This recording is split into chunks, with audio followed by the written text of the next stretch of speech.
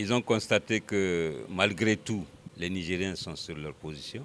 Les Nigériens sont d'accord avec le CNSP. Il faut maintenant changer de fusil d'épaule. Ceux qui hier insistaient sur le fait que c'est Bazoum ou rien du tout, eh bien aujourd'hui ils mettent beaucoup d'eau dans leur verre et commencent à regarder les choses sous un autre jour. Donc lorsque les intérêts le commandent, ils sont fermes. Les mêmes intérêts, pour les poursuivre, peuvent les amener à changer de fusil d'épaule. Donc ce qu'il faut retenir là-dedans, c'est que les puissances occidentales, quand elles te parlent de démocratie, de droit international, de liberté, de droits humains, il faut prendre ça avec des pincettes. Mais si vous cherchez à avoir une conformité avec des principes élevés de droits humains, de respect des droits humains, de respect de la démocratie, du droit international, rien que l'actualité de la Palestine a montré très bien de quel côté se trouve le droit international. Donc pendant que les Macky Sall, les Ouattara continuent à enfourcher leur cheval de guerre, de l'autre côté, on essaie de regarder autrement la chose.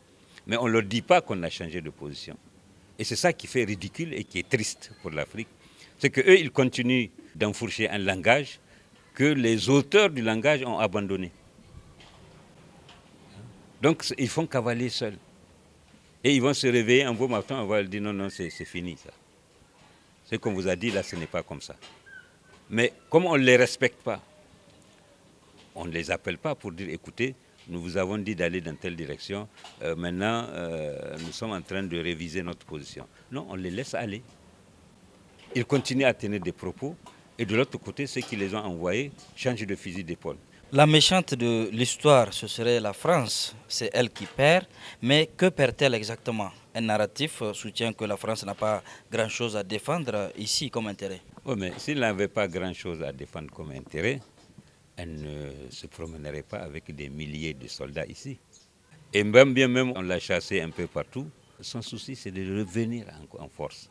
C'est toujours de ne pas abandonner ce continent parce que sans ce continent-là, il n'y a pas d'histoire de France au XXIe siècle. Ça, c'est Mitterrand qui l'a dit depuis 1958.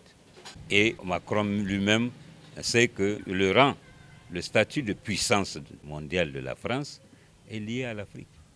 Donc ce qu'ils perdent est en réalité très important.